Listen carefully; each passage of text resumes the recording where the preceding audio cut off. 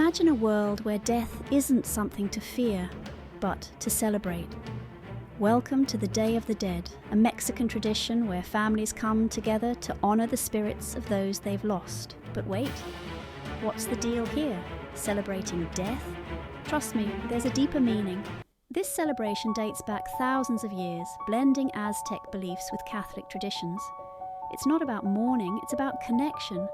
Every year, families create altars called ofrendas with offerings of food, photos, and favorite items. They believe these gifts help guide their loved ones' spirits back for a joyful reunion. Let's be real. With food this good, even the dead couldn't resist coming back. Now, here's where it gets even more powerful.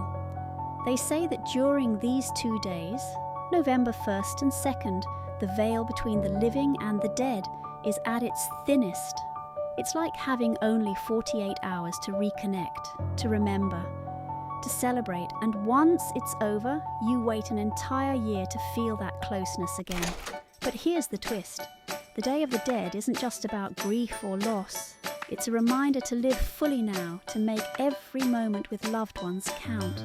So if you're curious about exploring more of the world's most fascinating traditions, don't miss out, hit subscribe and join us for more. And if you want to dive into the story behind another world-famous icon, check out my next video. Why is the Mona Lisa so famous?